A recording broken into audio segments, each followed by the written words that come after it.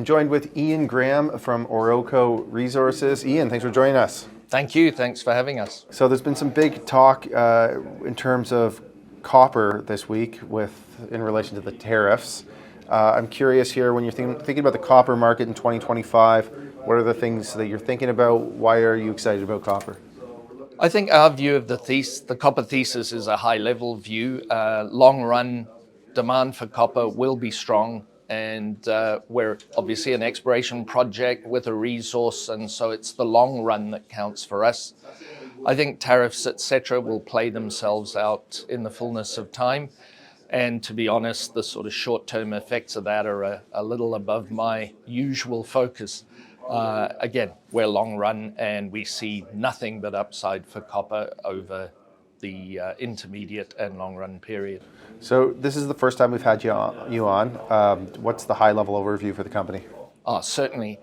We have a porphyry copper project in northwest Mexico, and in today's copper prices, we've got $25 billion worth of copper equivalent in an open pit mining scenario. And so the early mining part of the cycle will recover us copper at a 0.51 copper equivalent grade, which is very attractive.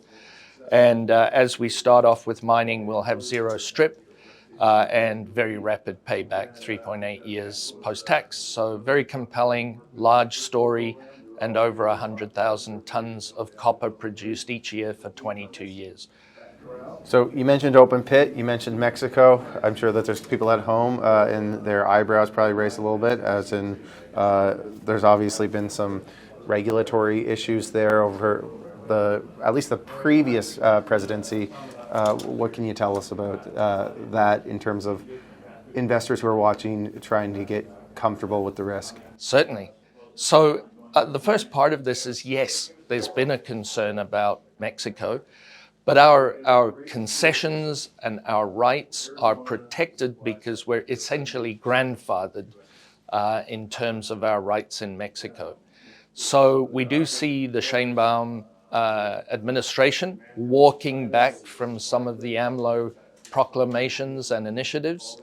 And so we think in the medium term that Mexico, which has been forever a mining jurisdiction, it's a top 10 for copper. It's the world's major producer of silver.